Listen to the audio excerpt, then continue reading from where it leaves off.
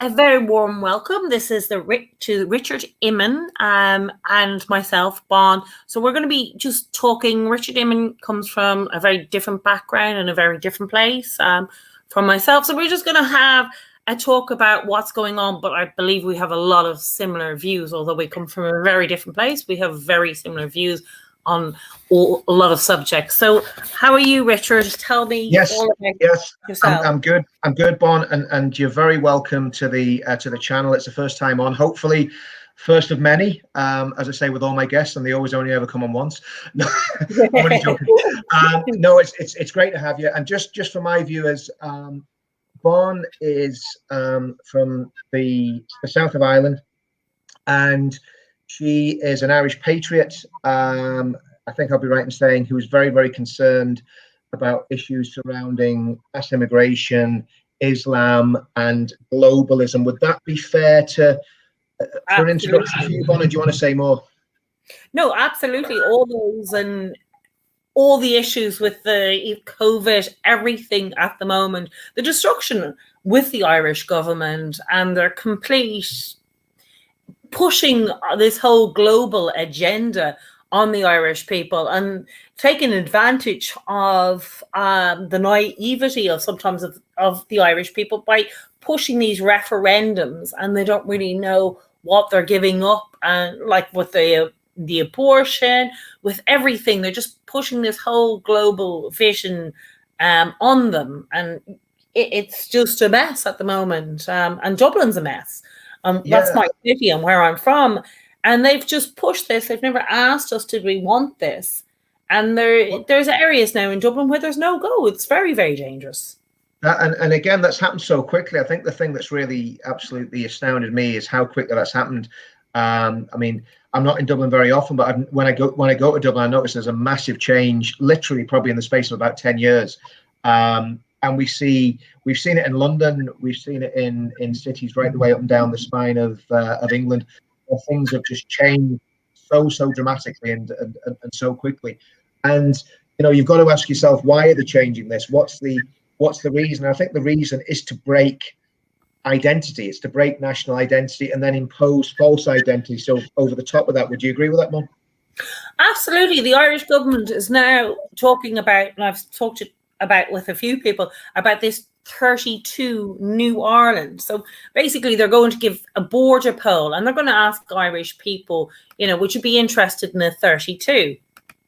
So most Irish people will say yes, but what they're saying is if you vote for this 32, now they haven't even asked the British, it's just a complete joke, but if you vote for this, so they're going to have a poll in the south of Ireland, right? Where they're going to be a border poll, independent of anything happening in the north. So this is nothing to do with basically Northern Ireland at all. They're not going to ask anyone in the north about this. Is that right? No, they're going to do this border poll, but basically what it is they reckon that the Catholics in Northern Ireland, that they, because of Sinn Féin, they reckon that they've got a big number, but none of that's the issue. That's not really the problem. The real problem is this so-called border poll is that we have to give up our flag if this 32, right? They're asking you, you'd get this 32, which most Irish people would want, but you have to give up your flag, you have to give up your identity, you have to give up your national anthem, and you have to give up like names like Taoiseach and Honister because they're no longer, they would no longer, and we'd no longer be Irish. So in the hope that if we give up and destroy our nationality, that the Northern Irish Protestants will destroy theirs. And then we'll become, and then there's also a third Irish who don't identify as being Irish or British. And we'd all come together in this new Ireland where we're neither Irish or British or whatever, or something else, which is absolutely, but they won't tell the Irish that. They will try and sneak it in like they do with all these things, like they did with foreign marriages. They didn't tell the Irish what foreign marriages meant. It meant Muslim marriages, like they could have 4 wives, but they put it in because the Irish were like, oh, of course, yeah, we'd want, people to, have marriages over here. But of course, if it's Christian marriage, doesn't belong to Ireland. Christianity belongs to everywhere. So of course that, but they put in these names So people aren't thinking about it, and they vote, and then they give up. So if this thing came through, now they have kind of came on, and there was a program on the Claire Byrne show, and they were saying, you know, you'd have to give up all this. This is absolutely ridiculous. No, I have no problem with Northern Irish keeping their flags and whatever they want, the Northern Irish Protestants. I don't think they have any problems with me. I don't see why that would be an important thing to do. But this is what I think it's a very interesting thing that you've just, you know, cited there, Bon, because what we've had since Brexit, I'm sure you've been following it, but we've had imposed on us, not just by the European Union, but by the British government and the Irish government. They've imposed basically what they call the Northern Irish Protocol, which is an annexation of Northern Ireland by the European Union. Now, obviously, again, you know, I'm not teaching you to suck eggs here.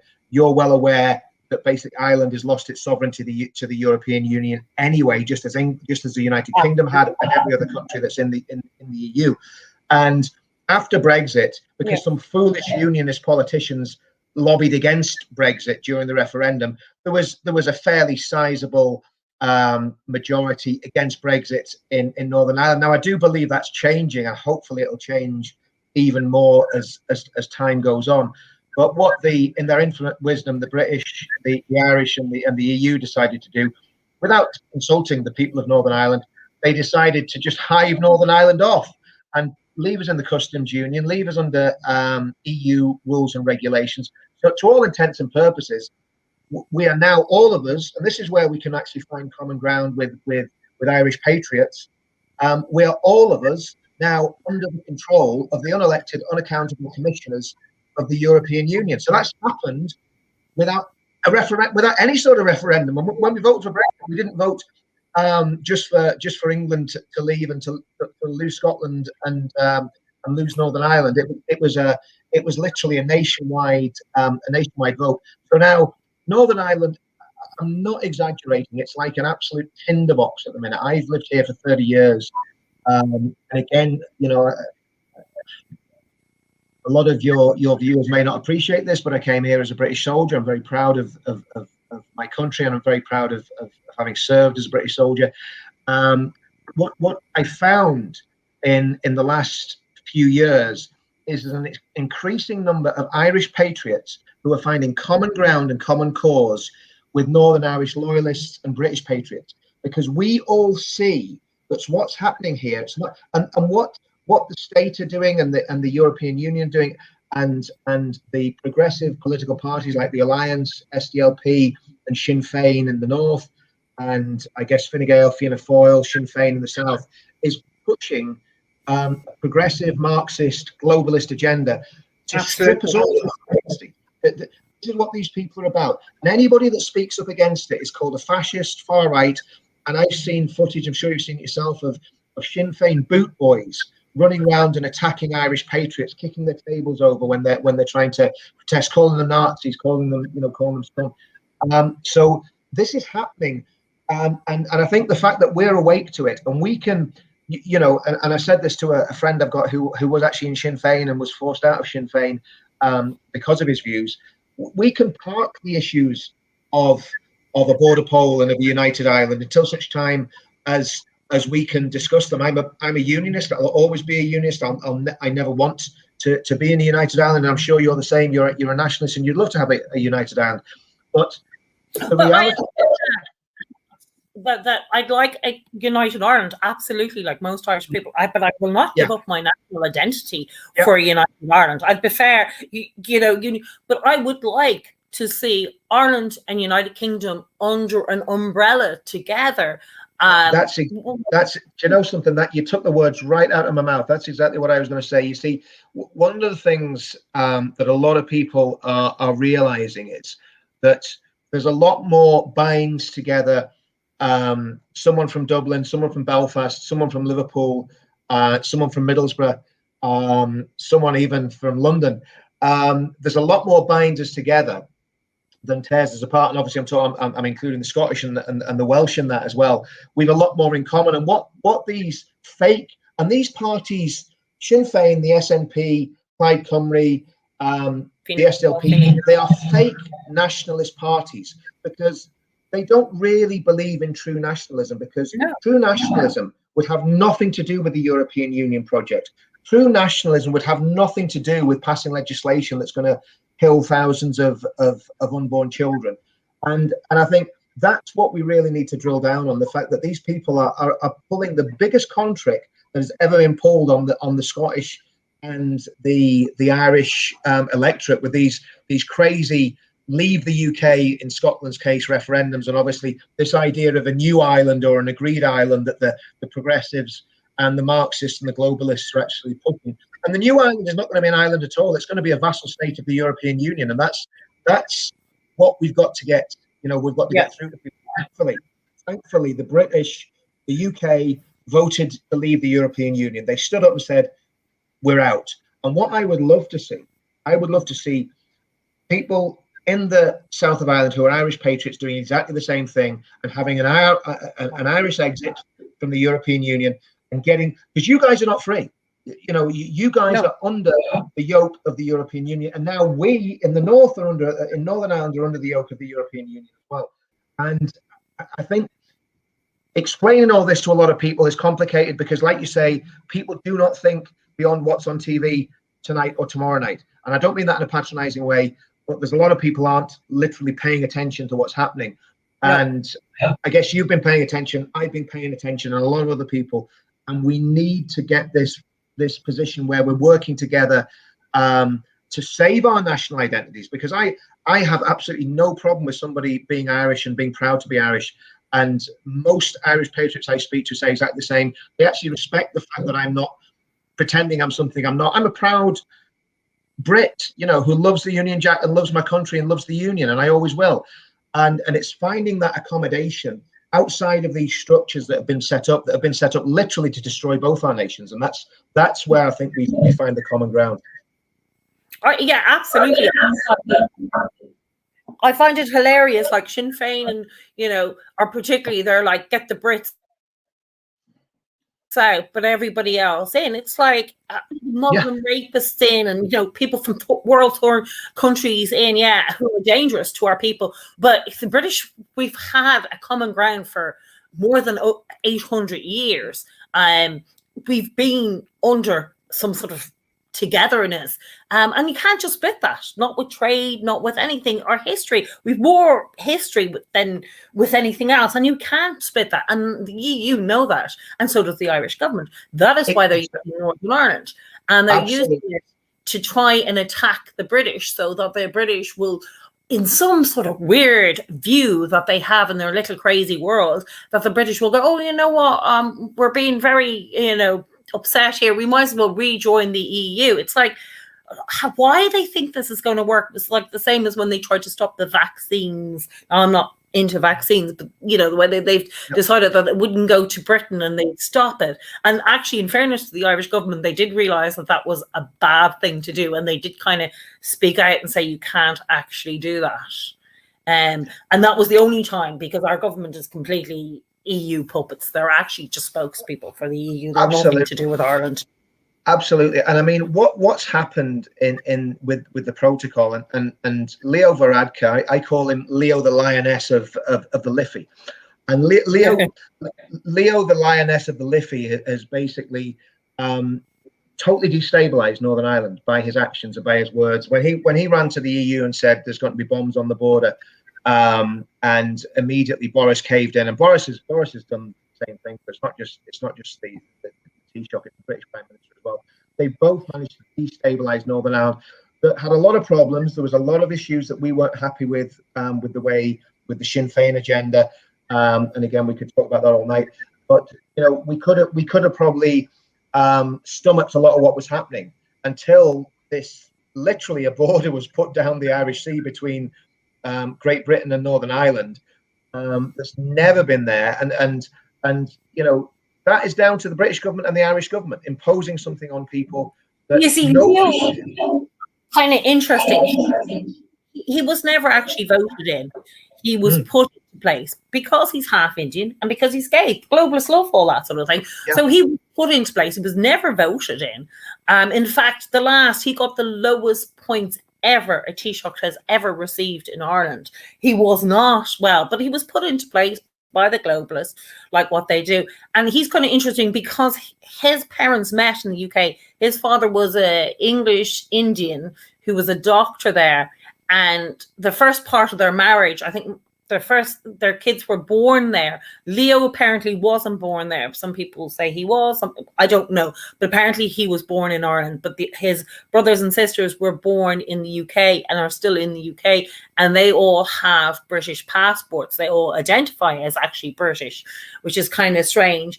His mother was an Irish nurse who met the father.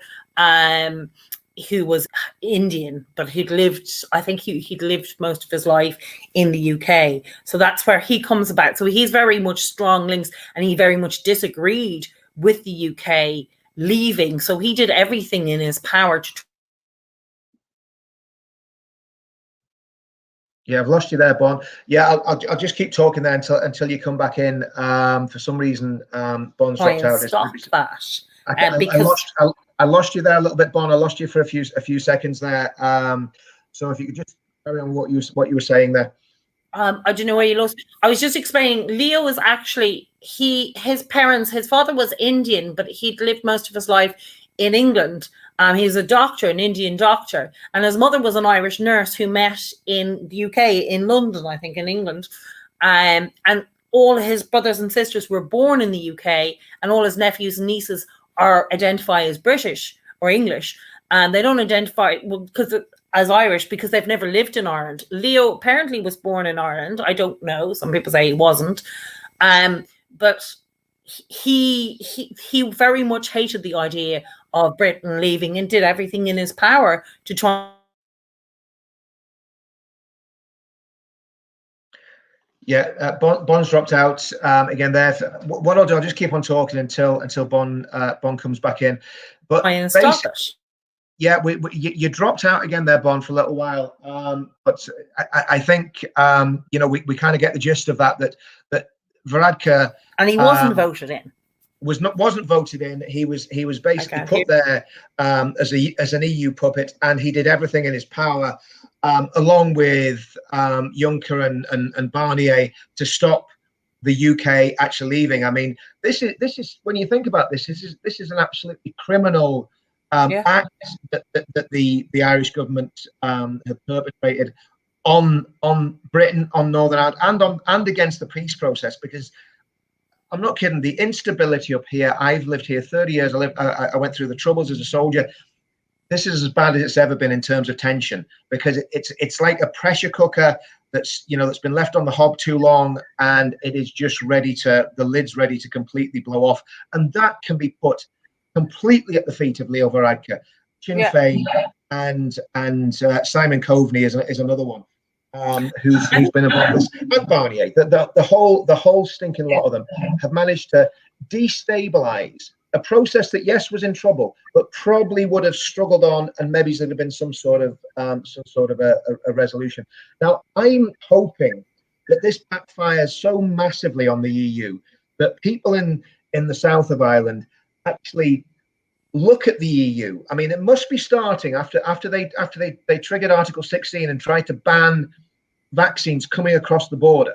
In other words, they were trying to kill other Irish people, because what the EU probably don't realize is that there's quite a few people in Northern Ireland who identify completely as Irish. So not only would the Irish Brits that they hate not get the vaccine, but the Northern Irish people who identify as Irish wouldn't get the vaccine either.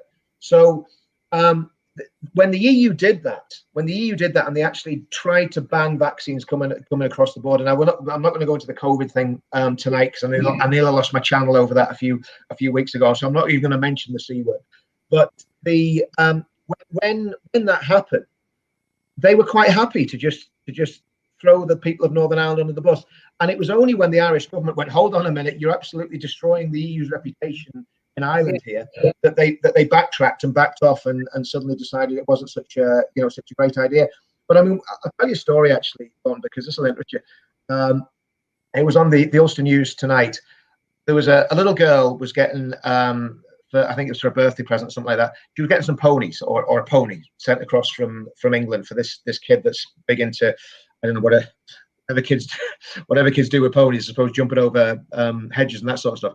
But anyway, this little girl was going to have some ponies sent across from England. The ponies came to Belfast, and they've been held in Belfast docks because of the EU. I think it was for 3 weeks, and they're at the stage where they were about to be slaughtered because their health was deteriorating so badly. And it took court action to get those ponies released for that little child or that family, whoever it was going to get these little ponies. Now, that's the sort of stuff that's happening. When I went to Tesco's after Brexit first happened, and everything else was going fine in the rest of the UK, I went to Tesco's. There was empty shelves for about 3 weeks in Tesco's, and that was until they suspended the actual checks that were causing these delays. And there's a lot of foodstuffs now that are coming across, and you're looking at them, and normally they'd have about, I know this sounds very petty, but they normally have 2 or 3 weeks date on them. They've got 2 or 3 days date on them. Now, I don't believe for 1 minute that's happening for any other reason than the EU are deliberately trying to strangle Northern Ireland. I'm furious that the British left, and the Irish government really didn't for years were saying it's never going to happen, and people didn't really believe it was going to happen. They were going to push the British anyway, and they still have this in their mindset, if they annoy the British enough, that in some way that the British will change their mind. If they make it so difficult for the British to survive, and that's what they're really trying to do, that the British will some way change their mind. It's like, that's the most ridiculous idea. Why would they change their mind? In fact, it'd probably make them more secure into going, you know what, we absolutely did the right decision. The problem we've got is we've got a government that we can't trust. Okay, Boris pushed for Brexit during the referendum, but remember, he wrote 2 letters. One was saying why we should stay in the EU, and the other one was saying why we should leave. He's not a committed Brexiteer. He's a globalist. He's an internationalist. And so I think there are circumstances where Boris would actually crumble and would try and take Britain back into the EU. And if Keir Starmer becomes Prime Minister, we're only 1 or 2 elections away from people trying to lead us back into the EU. And I believe that's the overall subplot here. I believe what they want to see happen, they want to destabilize Northern Ireland. They don't care. I believe the EU is so cynical and wicked and evil. They don't care if blood is shed on the streets of Belfast. No, absolutely. If it means that they get their way. And you know something? Sinn Féin don't care if the blood of the people of Northern Ireland is shed on the streets of Belfast. And neither do the Irish government. No. They do not care 1 iota. In fact, that's what they want. Back into the EU because it suits the global agenda. They don't care who dies or they don't care. These people are psychopathic, evil people, and they don't care what they do to achieve their agenda. And I really do think one of the things that we've really got to think about is, what is the agenda of these so-called nationalist parties? I mean, tell me, do you think Sinn Féin is a true nationalist Republican party in a true sense of the word? No, I think they're Marxist, kosher Marxists, and most Irish people will actually say that now. Most Irish people agree that Sinn Féin are kosher Marxism. They're not for, actually, they even say that themselves. They're in for everybody belongs to Ireland. They have this whole motto. They love diversity and multiculturalism. They're not for independent sovereign Ireland. They used to be a long time ago, but since Mary Lou has come in, they're definitely anything but a national party. They are totally multicultural diversity party. Everybody but an Irish at the end of the queue is what they have no interest. And I think as well, what's becoming very obvious with the I call them the Scottish Nazi Party in Scotland, and the nationalist parties in Northern Ireland. I include the Alliance in that, because the Alliance are globalist progressives as well. I mean, they're no different to the and in fact, there's people in the UUP that would be very, very dodgy as well, to say the very least, which they should know better. But the reality is that these parties are globalist parties, and the SNP, the only acceptable bigotry in Scotland is hatred of the English, and the only acceptable bigotry in Ireland is hatred of the British. Anything else, and you're going to go to prison for it. But if you hate the British, people get the flags out and celebrate you as a hero. And I think that's a massive You're allowed problem. to Yes, oh, absolutely. Yes. In Ireland. Yes. If you're Irish, absolutely. If you're an Irish patriot, you're hated as well. So, yeah. you know, a British patriot, an Irish patriot, you know, you're just equally loathed by these people. And I hope and pray, and I mean that the Sinn Féin voters in the South that think they're voting for a nationalist party that wants Irish sovereignty will realise that actually what they're voting for is a globalist party that is driven more by hatred and bigotry than it is by the love of Ireland. I don't believe for a minute they love Ireland, because if they did, they wouldn't be passing the policies that they're passing. They wouldn't have lobbied for the Abortion Act in the south of Ireland. They wouldn't have lobbied for it in the in Northern Ireland. It just wouldn't have happened. And that's my view. I do think most people in the Republic, you know, that it's I mean the South, the North that is Ulster that is in the Republic don't, because they really they're the ones who really hope and believe in Sinn Féin and want, because they, you know, they're close to the border and they would like all that to be 32 and they have big belief. I think most people outside Ulster, in Connacht or Munster or Leinster, actually realise Sinn Féin are kosher Marxism and they're not good for Ireland. Which is what we want, isn't it? I mean, we want them to wake up to that, because, but then what the problem is, Bon, what's the alternative? Have you guys got a decent alternative? We don't have, which is the problem. We have lots of parties, but they're being knocked down as soon as they set up. They're being called, you know, far rights. We have quite a few of them. I don't know if you know, Herman Kelly has one. Yes, I do actually. Yeah. So, but they don't really get anywhere. All the people in the Dáil are complete. I'm losing you there again, Bon. And they want the destruction of Ireland. Yeah. And I mean, are you there? Sorry. I can hear you. I've got you back. Yeah. Yeah. Do you know the other thing I think is a really important thing, you know, and again, this is why, you know, protests have to be peaceful, because what our enemies want violence, because if there's violence and by the way, I believe people should protest against the protocol. I'm protesting against the protocol.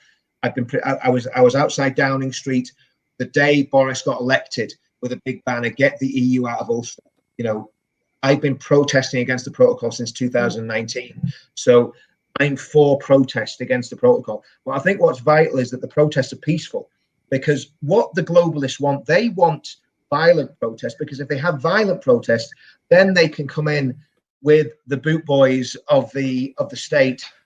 They can take away our freedoms, they can take away our rights, and they can silence us and they can imprison us if there's violence. Whereas if it's peaceful, it's a lot more difficult for them to do that. And one of the things I would love to see, Bon, and I don't know whether this would ever happen, but, you know, loyalists and Irish patriots joining together on the streets against the European Union and protesting together against the protocol and against the European Union. I think that would be an amazing sight. I actually think that could happen. I think so. Because I do think people are beginning to. Again, I'm losing you there on this, Bon. For some reason, the connection's not great. But no, can you hear me? Sorry, Richard. I can hear you now. I've got you back again now. You seem to be fading in and out there on the connection. But it can happen. I'll tell you why it can happen. We had a situation when Tommy Robinson was in prison whatever time it was he was in prison. I can't remember. He's been in and out of prison that many times because the state just wants to destroy him. But I think it was the first time it was when he got in prison for contempt of court the first time. So it was probably 2018, about May 2018. We did some demonstrations in Belfast in, I think it was June or July of that year. And we had people standing together at City Hall with Union Jacks and tricklers. We had people, there was somebody came up from Dundalk, there was somebody came from Drogheda, there was a man from North Belfast, there was a man from West Belfast, and they all brought tricklers with them, and other people brought Union flags and Ulster flags, and they stood together to protest about Tommy being in prison. So we could say the only person that's ever had a loyalist and Republican protest standing together is Tommy Robinson. So maybe we need to get him across to sort out the situation in Northern Ireland. But the reality is you can find common ground with people. If we talk like we're talking now, we're not denigrating each other's ideals or what we want or what we believe in. But because we know there's a bigger picture, and stopping the globalists is the big picture, we can definitely work together. The problem is we are demonized as extremists and far right, but when you actually look at this, we're the ones that can actually genuinely, at a grassroots level, bring people together and fight for genuine freedom from the EU and from the globalists. Yeah, I believe in sovereignty for everybody. And I was glad the UK voted for Brexit. I think it was the best thing that they did. I actually believe sovereignty for everybody. But I would like Ireland and the UK to, it's time now, and time has passed for us to do something with, I mean, I looked at England, they're doing something with Canada, Australia and New Zealand. Yep, we should be part of that, and we should be with that movement, not with the EU, because the EU is about taking over our waters, taking over our farms, destroying our country, and putting on this carbon mission green agenda with our government and destroying jobs and our country. That's what they're about, and it's no good for us. Totally, I totally agree, and you know, again, we just hope that enough people in the South suddenly wake up to this and start saying the EU, okay, it might have worked for us at the beginning, it might have appeared to have brought us prosperity, but the reality is, I think even now the vast majority of trade is within the British Isles, between, you know, Northern Ireland, the Irish Republic, mainland GB. I think the vast majority of trade that goes that way within our you know, our sort of four countries, so to speak. And I think that would be an amazing thing if we had a very close trading relationship, you know, a total free trade area between the south, the north, you know, south, north, east, west, where we can carry on trading as we have done for years. And we don't need to be in the EU to do that. In fact, it's a far bigger advantage if Ireland leaves the EU with us and basically joins this, like you say, the trade agreement with Canada, with the United States, with Australia, and maybe with New Zealand. But I'm not even sure if you want to be messing about with New Zealand at the minute, with them posing up to China a little bit too much. But that's maybe another story for another day. Go on, tell me what's happening with Islam in the south of Ireland. What's happening with the issues of Islamism and Islamic radicalism? What's the situation there? It was actually worse a few years ago. It's the same as the UK. The government's ignoring it. I'm saying how beautiful and peaceful it is, even though that London bombing came. He actually went from Dublin because he was denied entry into the UK. So he actually married a Scottish woman. Because Ireland has, if you marry somebody from, and at the time the UK was in the EU, if you marry somebody from the EU, you could settle in Ireland. So he married a Scottish woman. So he was able to enter Ireland under the agreement that Ireland had signed, which was a stupid agreement. And so he was able to leave Ireland and do that London bombing. And even though that, it was like never really mentioned that he came from Ireland. It was all very much played down, everything. And yeah, there has been rapes and there has been all that sort of stuff, all played down. And they've been teaching. In fact, the head of Muslim Brotherhood is in Clonskeagh in Dublin. And that's been very played down. Nobody mentions it. Nobody talks about it. And even when he had come from Egypt, and when the Egyptian government had warned out about, I think it is Egypt. I haven't looked at this for ages, but they had warned out that this was a very dangerous. He became the head of a mosque in Clonskeagh, and even though they'd warned that this man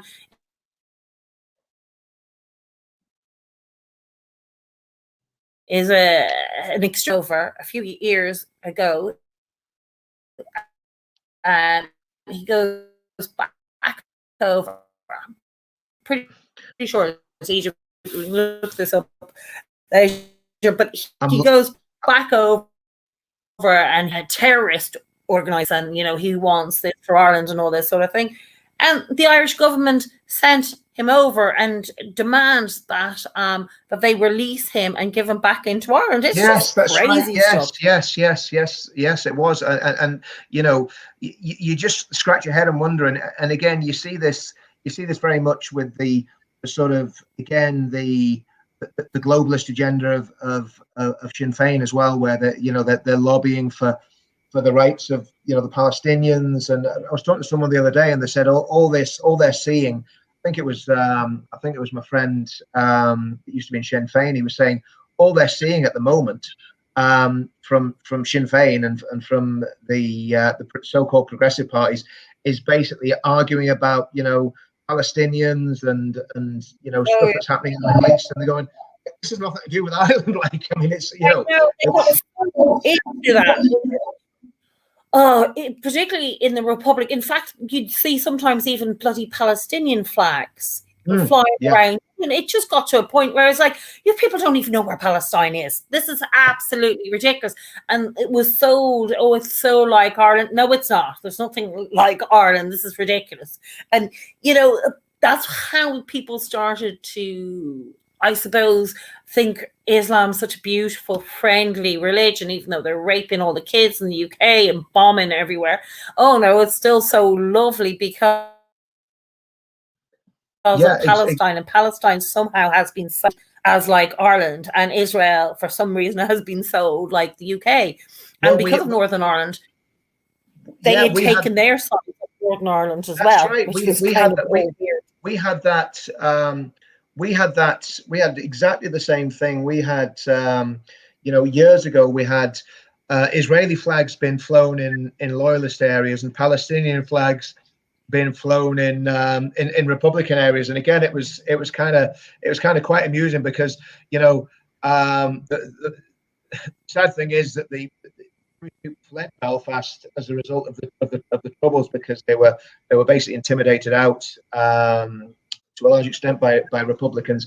And as far as I know, there's no Palestinians live in Donaghadee, and Donaghadee was flying Israeli flags, and there was no Israelis in Donaghadee, and I don't think there were too many Palestinians up the Falls Road. So it's just grabbing onto these causes and basically fighting other people's causes, and it really doesn't seem to make any sense whatsoever. So what's the main issue you guys are facing down there at the minute? Well, actually, Islam isn't growing. The Irish government tried to sell it, and it was all lovely, and we have to accommodate them, and they're fabulous, and this is growing. But actually, a poll was done, and actually, the fastest growing religion in Ireland is actually Orthodox Christians, not Islam, as the government tried to pull it. But we do have issues with Africans coming into Ireland, because a lot of them are coming from war-torn countries, and they've come from a very bad place, and some of them were rapists and murderers in their own countries, and they come here, and there's certain areas in Dublin, Balbriggan, Blanchardstown is very dangerous, and the Irish are now a minority in certain of these towns, and they are very dangerous. They go around in gangs and stabbings and shootings going on in Dublin. And that's all been imported. It wasn't like they were here and they're angry like, African Americans, where, they're angry because they're slavery. These were all imported by the Irish government, and now have just turned on the Irish. And Irish people are going around in groups now, having to protect Irish women and stuff like that, because they are very hostile towards Irish people. And that is the huge thing. The Muslims tend to be, they're not as bad as they were even a few years ago. They only really come into Ireland to try and get to the UK. They're not really interested in staying in Ireland. They're more interested in trying to stay here to get into the UK. They may get a passport or whatever, but it's mainly just to get into the UK. They don't really have much interest in us.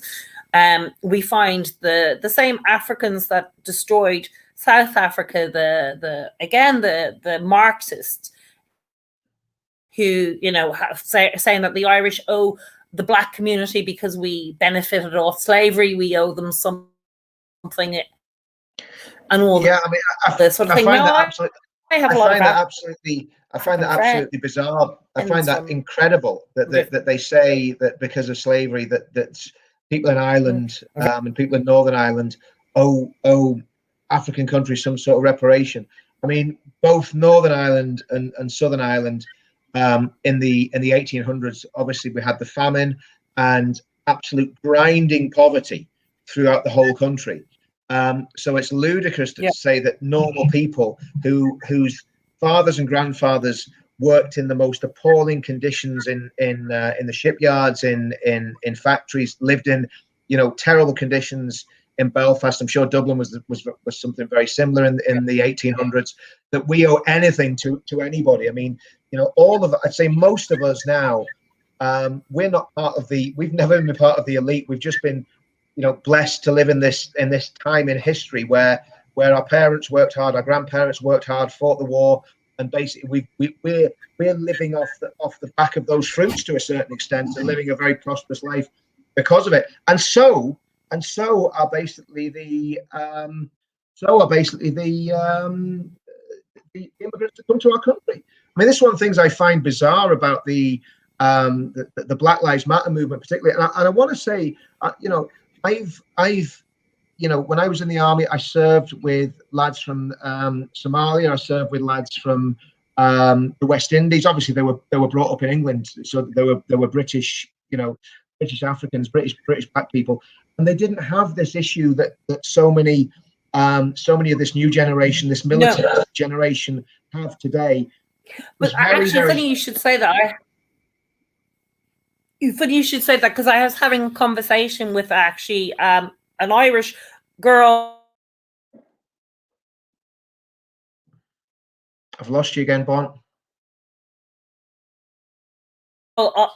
And she Jamaicans in the West Indies, and I said, yeah, but that's very different. They weren't coming from war-torn countries who had, you know, left and who'd probably raped and murdered in their own countries before they planted here, that the Irish government planted, and, you know, expected, oh, well, we'll forget all about that. Here we'll settle in that. Like, it was a ridiculous idea. They just put all these people who were committing crimes in their own countries and plonked them into Ireland, where, you know, Jamaica and all those, they weren't in a war-torn country. They were coming from similar views, and they were actually brought up in the sort of a British system anyway. Yeah, so they would have been settled in anyway. That wasn't going to be a problem.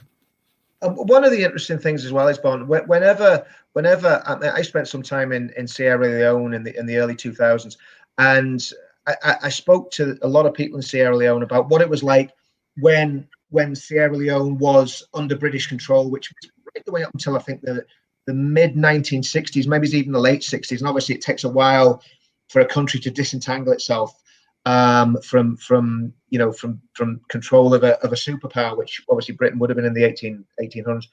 And most people I spoke to said it was, well, in fact, all of them said it was far better living in Sierra Leone under British rule than it was when they got their independence. Because once they got their independence, good governance went, corruption came in.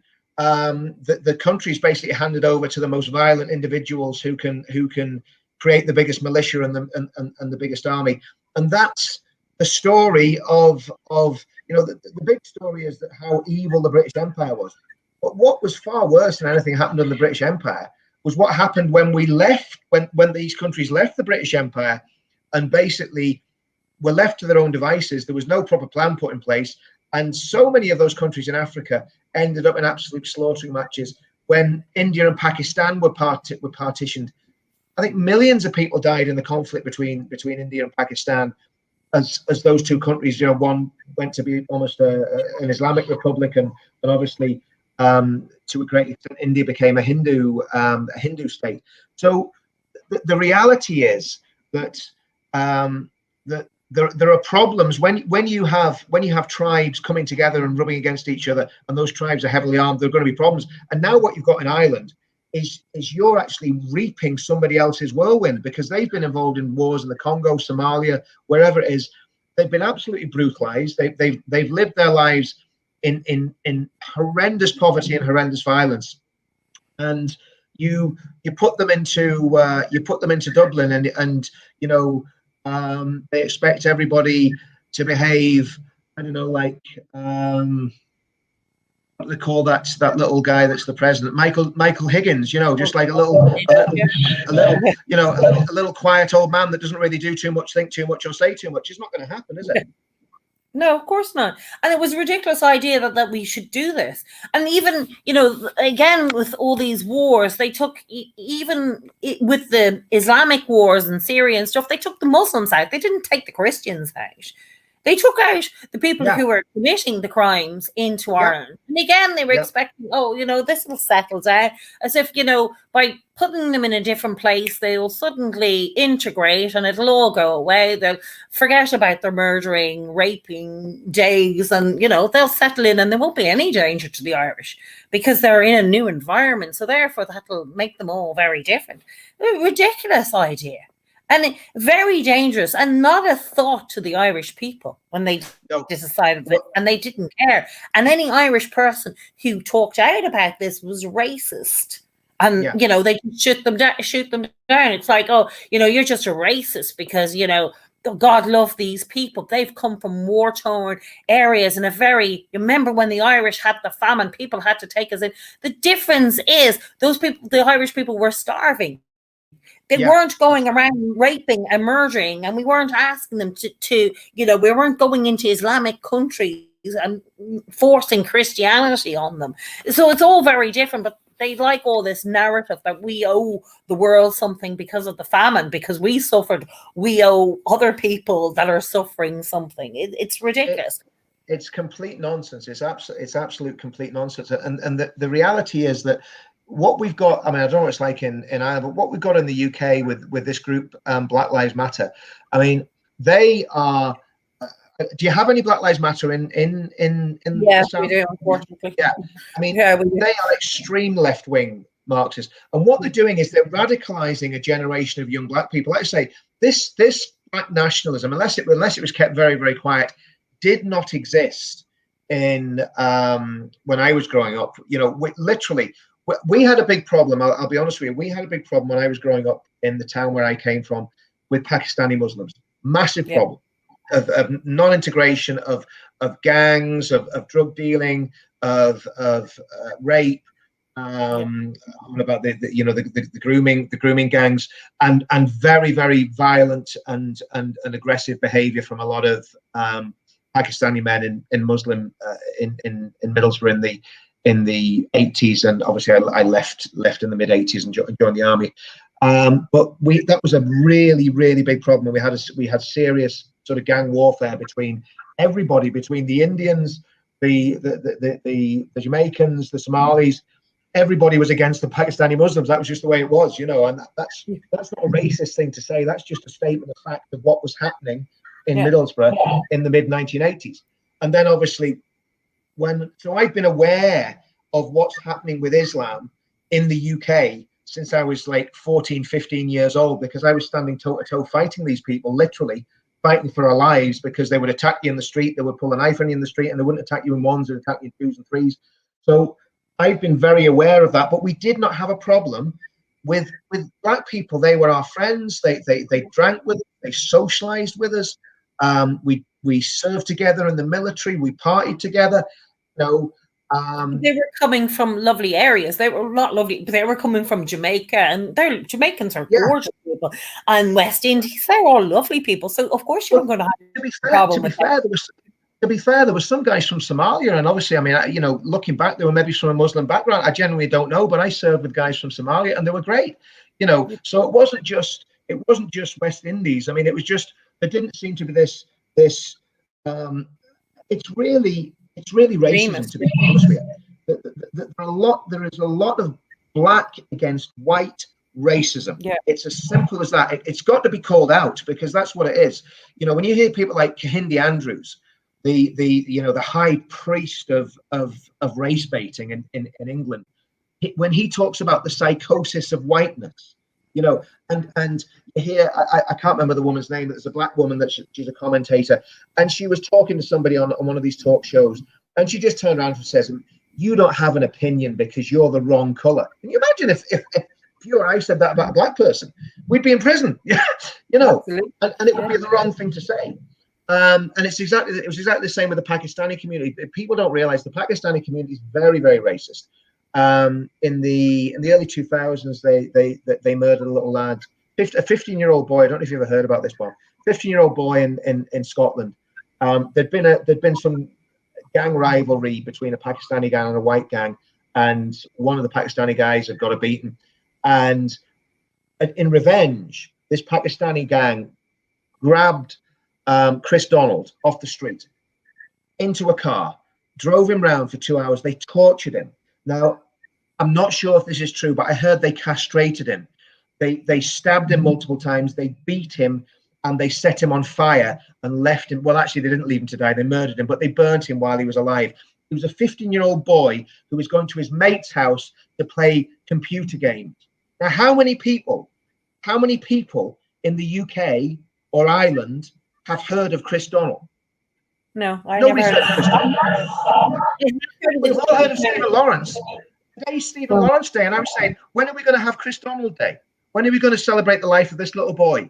You know, that was a child, an innocent child, going to play on his computer, and a Pakistani gang took him, butchered him, and burnt him alive, and then killed him.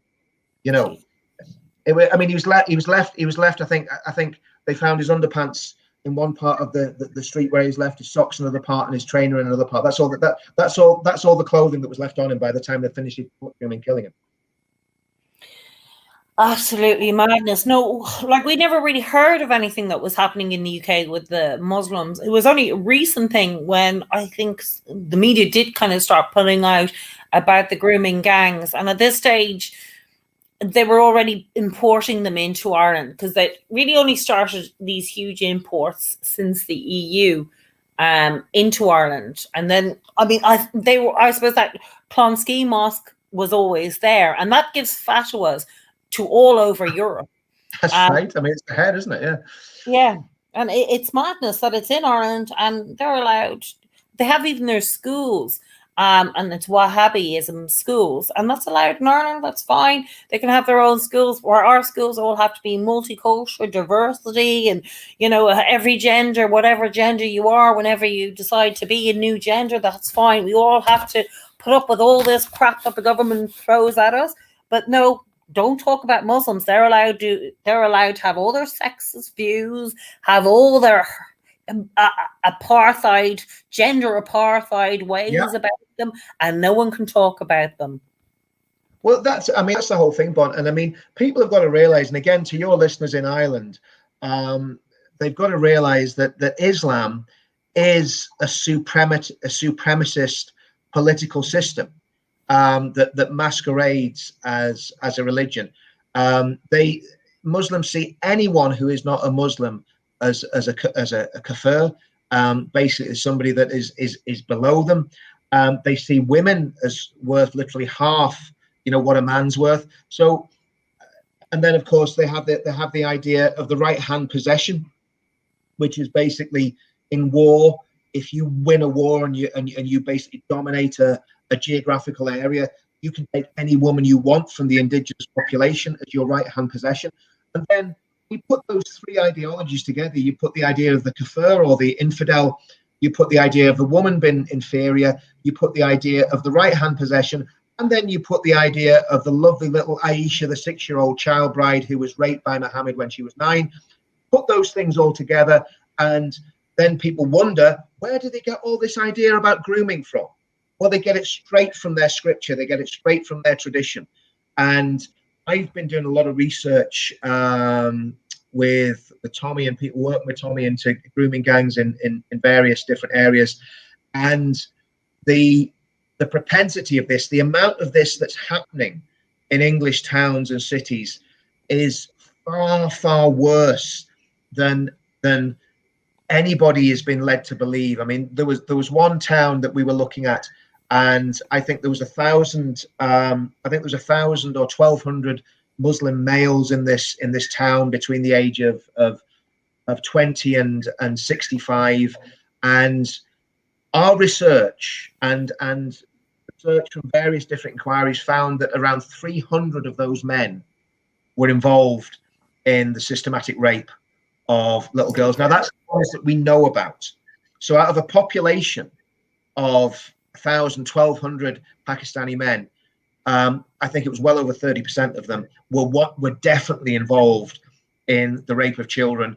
Now there's probably more that we haven't found yet. And the frightening thing was, Bon, those men that we found that were involved in the rape of children, they weren't jihadists, they weren't extremists, they were solicitors, they owned restaurants, they drove taxis, they were working in the nighttime economy, they were pillars of the Pakistani community. They weren't all Deobandis, some of them were Barelvi, so they weren't the most extreme sect of Islam. So in other words, this was not an extremist problem. This was an Islamic problem in the area not just one area, but in the areas that we were looking at. Now, that doesn't mean that every single Muslim is a rapist, but it means that in that specific area, one of the specific areas that we were looking at, upwards of 30%, and some people put it as high as 45% of the male population of those towns was involved in the systematic rape and abuse of children. And we could tell you horror stories about children's bodies been seen in freezers by other victims, children been burned alive, children been run over, children been killed and turned into kebab meat and served as food to customers. There's reports of that. The devil, that religion, it just turns my stomach. It is absolutely, I don't care what people think of me when I say that, it is disgusting. And it is, and of course, this is. I mean, if you look in Iraq and you look at what's happened in Iraq, and I have a Christian friend from just north of Mosul, and he's an Iraqi, and he lives in Northern Ireland now, and he said before the war, before the invasion, which again was I think was a huge folly by George Bush and Blair. I mean, Blair's got some blood on his hands. Before that invasion, he could have driven from Mosul right the way down to Basra. Now, Saddam Hussein was an evil, wicked dictator who nobody should have any time for. But at least the country wasn't dominated by jihadists and religious fanatics. And some of the stories that have come out of Iraq, of Christian Iraqis who've always lived there. They've lived there longer than the Muslims have because Christianity is an older religion than Islam. So they are those areas of children being murdered. And there was one story of a death squad, an Iraqi death squad went into a house somewhere in a Christian area of Iraq, and they said to the father, unless you convert to Islam, we're going to kill your children. This was to a Christian man in Iraq. Oh my God. And the man said, I'll not convert. I'll never convert. And he looked at his children, and the jihadis had the knives to the throat of the children. The children said, Daddy, we will not convert, and you mustn't convert. And those jihadis cut those children's throats in front of the father, and they left the father to live. That's Islam. That's Islam. That's ISIS. That's Al Qaeda. That is a satanic death cult, and that's what we've imported. That's what we've imported into our beautiful countries. Our beautiful countries that were cohesive, that were working together, that were prospering.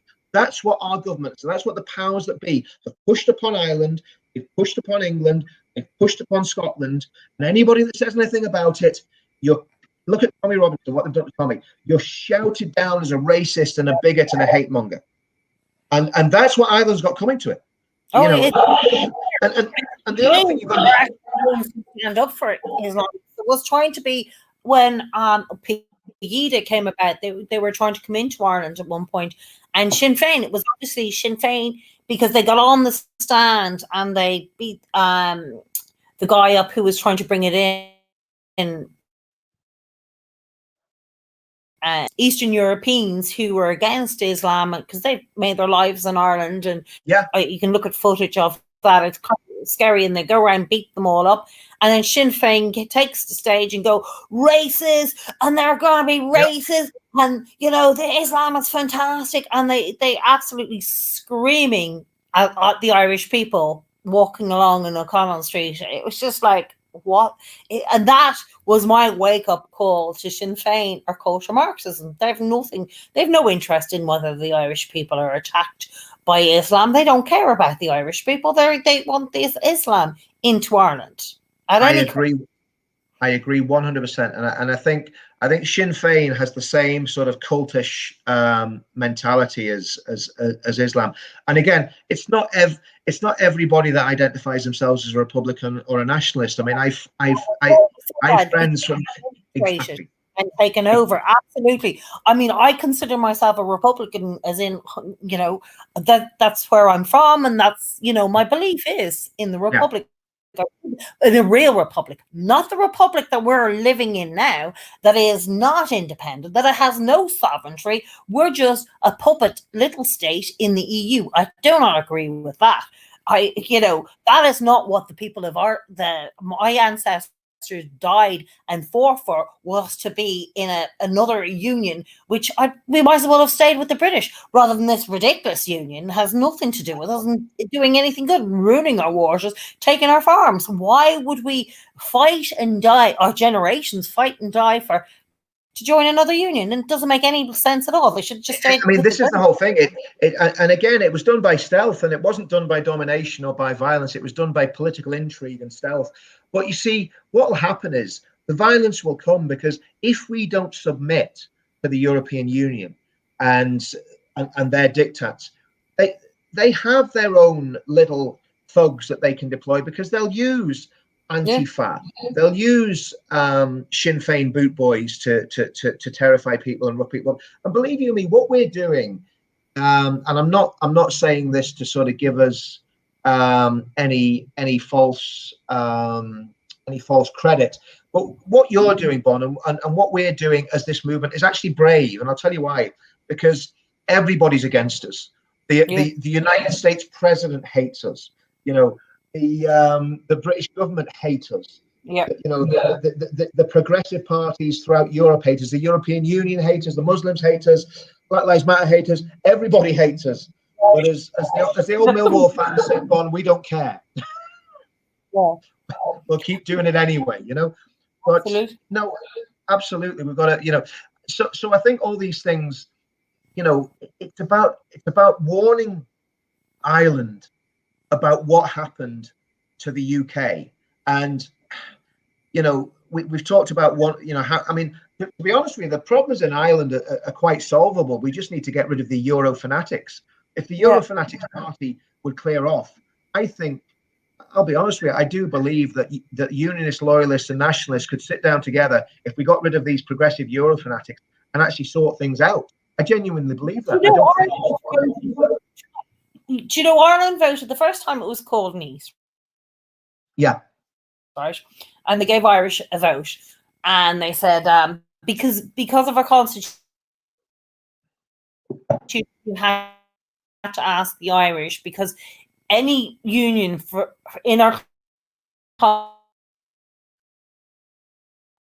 constitution, you're breaking up a wee bit there, Bon. Void, and that it couldn't actually be even taken away from a vote. But anyway, that's a long story, and that's in our constitution. So they had to that they again, would look at it again. So basically, it was. Sorry, I don't know where I left. So there was there was a Nice treaty brought in, and they asked the Irish to vote. So it's basically, do you want to join the EU? And because of our constitution, they had to ask us, and we said no. So then they said, okay, the EU went crazy and said, you know, you're crazy orange, you'll be like the famine and la la la, all the things that you got from Brexit. Yeah. So they made it vote again. And so then that time it was called that it was too close to call. So they'd leave us in and they ignore really what we said. So then they brought it up again and called it the Lisbon Treaty, and pretty much the same questions again. Do you want to join this EU? And the Irish said no. And so with this, they went absolutely crazy. That you'll be left in the street, you'll all be dying, you'll never be able to eat, there'll be this, that, and the other thing. Yeah. And they told us we had to vote again. So we voted again, and this time they told us we voted in. Now, there's been reports all over Ireland that they'd seen the ballot boxes being changed and turned around. But, that's here and on. But we were made vote that time. So it was ridiculous. We never really voted into it. And there's been proof, actually, that we actually never asked for it. But we were forced into it. We had no other choices but to do that. And that is not a democratic country where your government forces you to do it. And they were on, again, saying, it would be so dangerous and this and that and the other thing. And we die in the streets. They used the whole guilt thing with us. Yeah.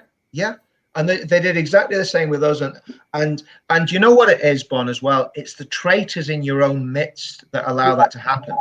You're not betrayed by your enemies. You're betrayed by people that are meant to be there to protect you and look after you, meant to be your friends. And we've both been betrayed by people who are meant to be our friends. We've been betrayed by Boris Johnson. You've been betrayed by successive governments in the Dáil. And obviously, I mean, one of the interesting things about Sinn Féin, they were basically a Eurosceptic party until, I think, 2014. Basically, they're Sinn Féin, I think, as far as I can see, is actually ran by your Labour, because they have the same kind of views and the same things. I actually think they must be connected. Sinn Féin was a very different party. The Sinn Féin of today, I think, belongs to the UK Labour Party. I would agree with that. 100%. I mean, they certainly. Well, I mean, you could go into a lot of the sort of history of infiltration of political parties by the establishment, and the reality is, anybody that looks at these things in any depth realize everything is not as it seems. And and again, like I say about Sinn Féin are not a nationalist party. They're not a Republican party. They're lying to the electorate, and they're conning the electorate. Yeah. If you believe in the European Union, you are not a nationalist. No, Nicola Sturgeon is not a nationalist. She's lying. She's lying to the she's lying to the electorate in Scotland about what her agenda is. Because if she wants to take Scotland away from Great Britain and put it into the EU, well, I mean, people say the EU won't have Scotland. The EU will welcome Scotland with absolute open arms. I believe Scotland will be in the EU within a year of leaving the UK. They'll welcome them in with open arms. The thing is that people forget about this. They have to actually get independence, and unlike Ireland, where we went to war for a long time with the UK before we got independence, Scotland was given that. And asked. They didn't have to go to war with the UK. They didn't have to do anything. They were asked that, and they said no. So, I mean, exactly. I'm not sure if they've already said no, and they didn't have to go to war. They were just given it. They were saying, here you go. Look, if you want to be independent, we'll get a vote and see where this goes. And there was no blood shed, and they said no. So I'm not so sure if they said no that they're actually going to say yes. Well, I mean, we've got to hope. I mean, do you know, it's an interesting thing, actually, Bon, because I'm sure you've heard of George Galloway. Now, I would have been a mortal enemy of George Galloway until very, very recently. I always respected him because I had big problems with his take on Islam, because, his wife's a Muslim, and he's very, very fond of Islam. And that obviously, for obvious reason, caused me a big problem. And Andy, as far as I know, he wants to see a united Ireland as well. I think he's actually an Irish Republican, but he is an absolute enemy of the SNP, and he is the only person that I can see in Scotland that is standing up with a working class voice and shouting down the SNP. Because this is the contradiction in George Galloway. Even though I could be wrong about this, but I believe he wants a united Ireland. He's definitely very friendly with Islam, because he's married a Muslim, but he is very, very patriotic about Great Britain, and he wants to see Scotland and England stay together. So I've got to you've got to give credit where credit's due. We might not agree with everyone on everything, but that guy is taking a real stand against the SNP and making them look very, very foolish, and in a way that only George Galloway can, with his flair and his eloquence. So, you know, it's strange. We end up with strange bedfellows, don't we, Bon? Whenever we're fighting together in a common cause, sometimes you have to you have to stand with people you might not stand with at normal times, you know. Yeah, my enemy's enemy is my friend, yeah. isn't it? Absolutely, you know. But I mean, I think I totally agree with the 32, and I think most people do. But as I said to you before, it has to be, I don't believe, to be under EU. What is the point of that? And, you know, so it would have to be with the British, because if Northern Irish, whatever percentage, I think it's 1 million, represent, they see themselves as British. I have no intention of forcing them to see themselves as Irish, or, you know, forcing them to have a flag, any more than I think that the Irish government, which is what they want me to do, is to give up my flag. There's absolutely no way. And why would I? If that, exactly. You know, that's who they are, then that's fine. And I should be who I am, you know. And that's what But as I said, I do think it should.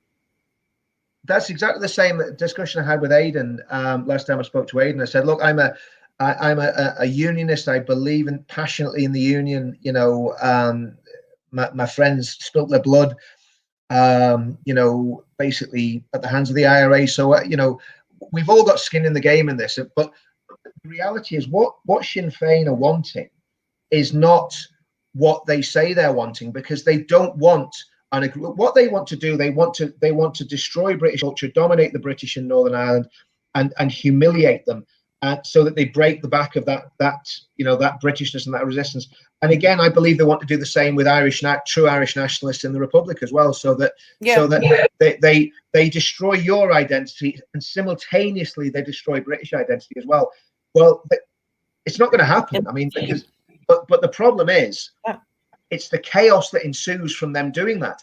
Whereas if we had reasonable people that we could talk to, and we could find common cause with and accommodation with, and that's what I think it's really important to build these relationships, that we say, okay, we can't solve this straight away. We don't have all the answers, but we can talk to each other.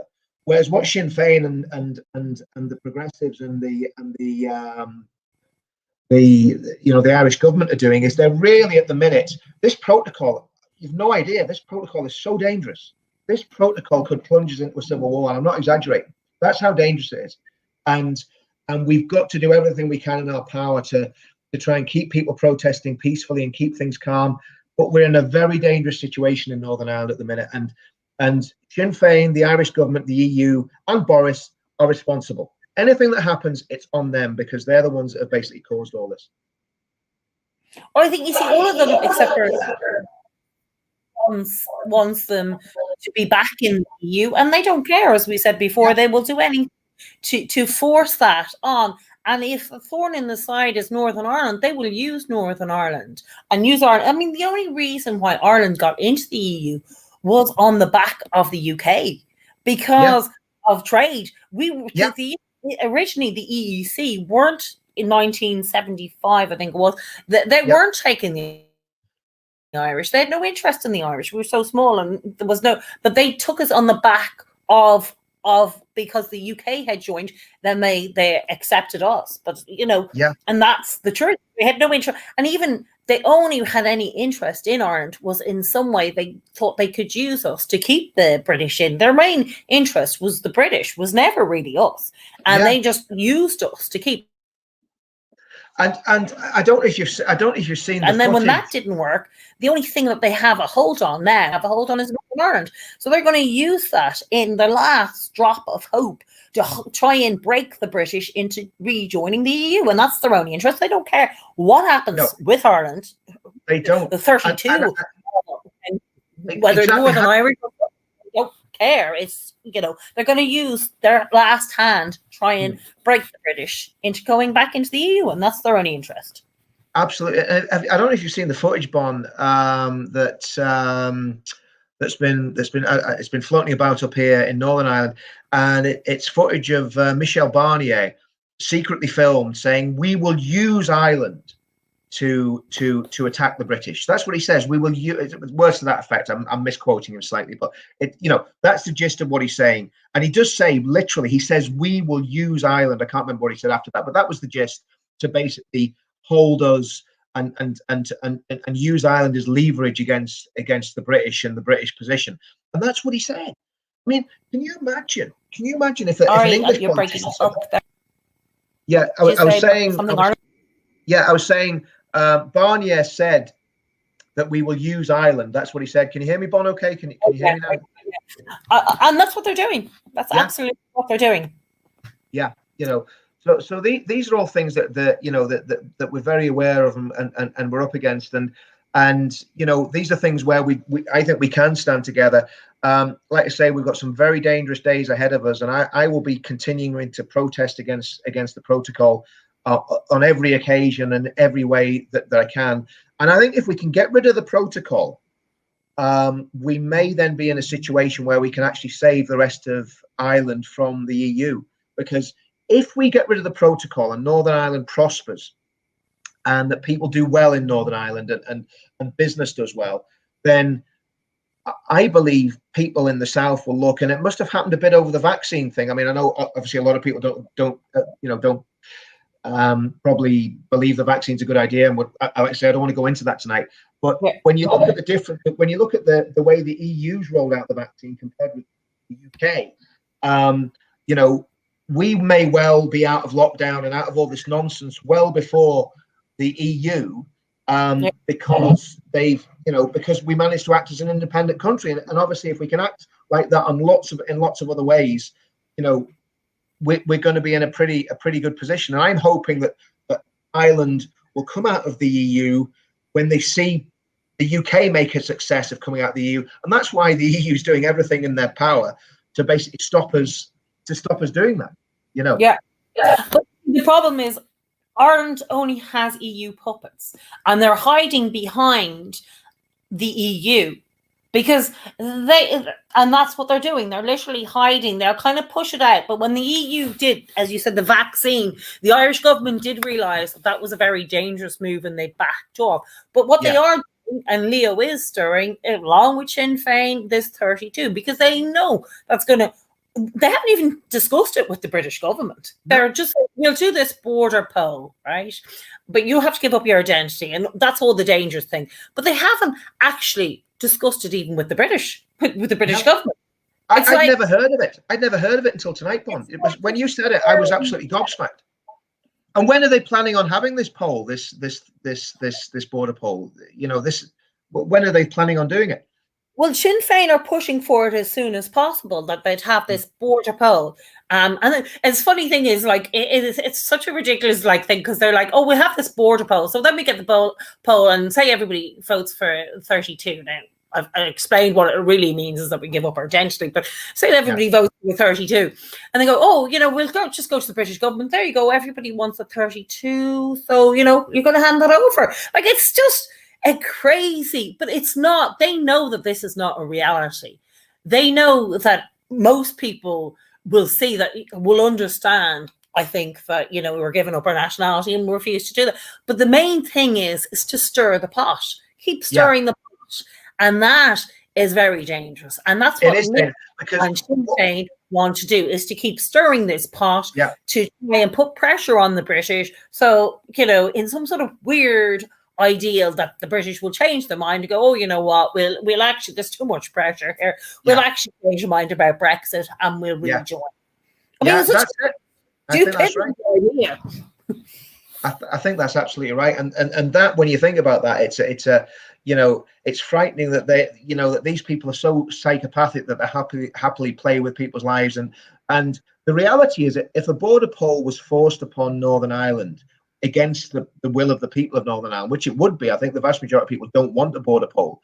If it was forced on the people of Northern Ireland, what actually would happen is Northern Ireland would be repartitioned, and it would be repartitioned totally on sectarian lines. There wouldn't be a united Ireland. It would alienate the Protestant Unionists so much that there would be violence, probably horrific violence, and basically people would be cancelled and organised. When you think about it, even if the whole of Ireland says, yeah, we want 32, right? Which I don't think they will, because I think most people work out that we're losing our identity, and they haven't stopped. They have actually told us that. But who's to say that the British government will go, okay, you've done a poll, so what? Like, did we ask you to do a poll? Like, I mean, it's still, realistically, those 6 counties still, you know, have, like, exactly. What's that got to do with anything? Exactly. They can't. I mean, that's what I'm saying. So, Bon, they can't do a poll unless the British government allows them to do a poll. Unless the Secretary of State says yes, you can have a border poll, and it's very unlikely that a Conservative. Well, having said that, I mean, Boris. I mean, I guess the reality is, Bon. No, I'm laughing because the reality is we're actually in an economic United Ireland now anyway. So it's kind of. It's just literally to stir the pot. I mean, if it was a realistic and the genuine thing that they actually wanted to do other than stir the pot, they would have said, look, we'll sit down with the British government, we're going to talk about this, because, you know, that's where you would start. But they don't want to. They don't, you know, they want to actually destroy the Irish identity. So in a way, we get rid of our flags, our national identity and all that sort of stuff.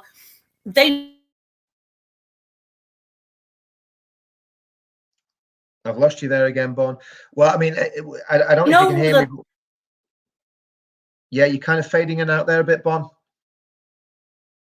Northern Irish aren't going to do that, but they're just going to destroy ours. And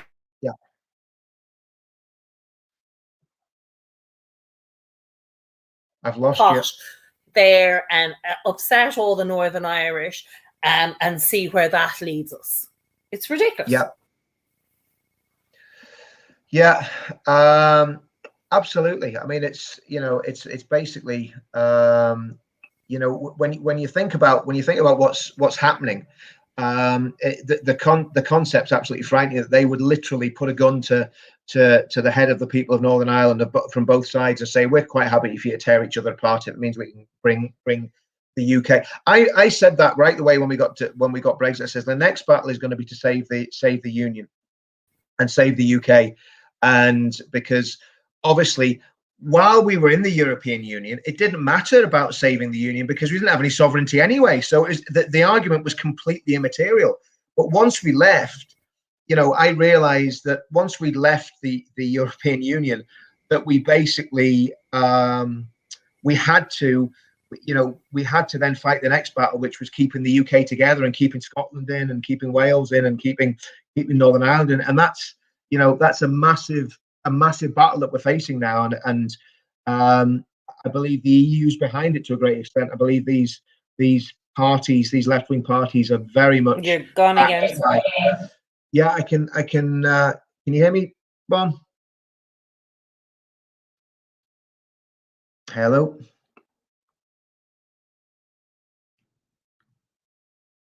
Hello.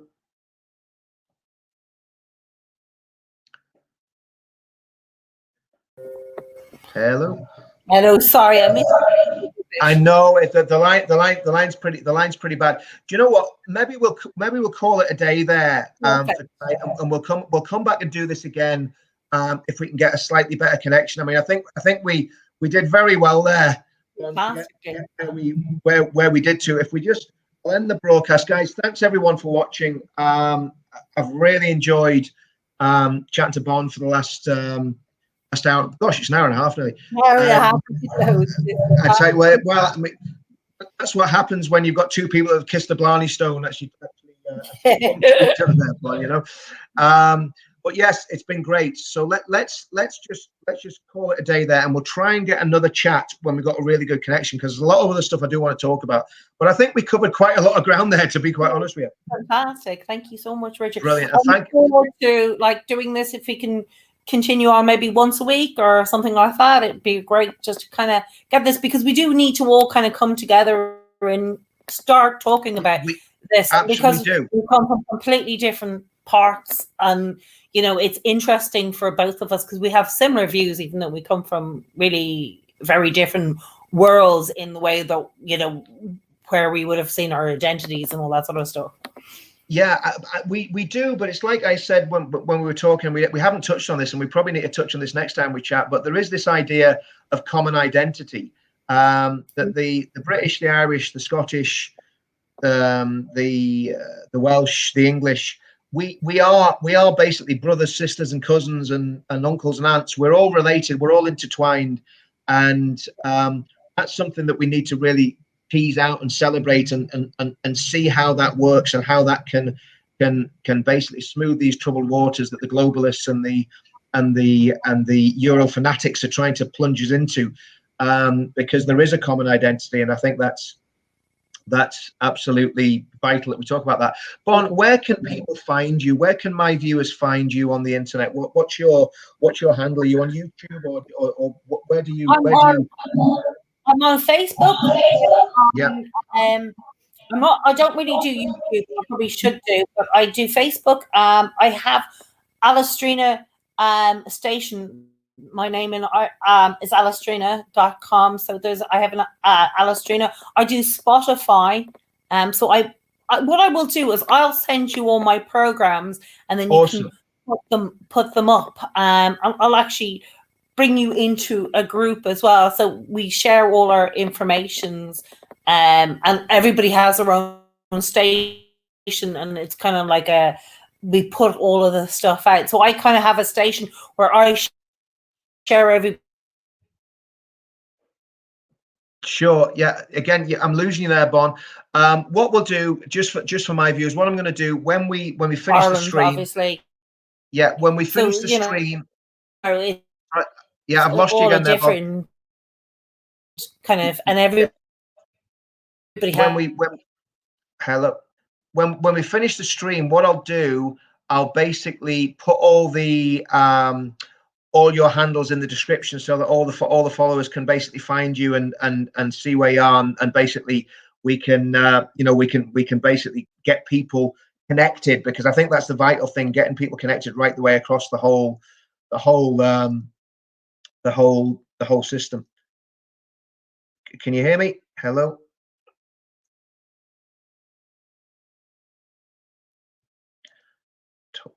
There we go. Can you hear me, Bon? Okay, guys, I'm going to end the broadcast there, because the connection there, I think maybe it's the secret, the intelligence services are hacking into our connection. I'm only joking. To stop us talking, but we're going to end the broadcast there, and we'll come back and we'll pick this up again when we get a better connection, because I think there's a lot of interesting stuff to tease out there, and this is really important. These sorts of discussions are really important, because if we can get this right, this isn't an exaggeration. We can save these islands from descending into something very, very unpleasant, which I can see happening unless we can find this common ground and this common identity.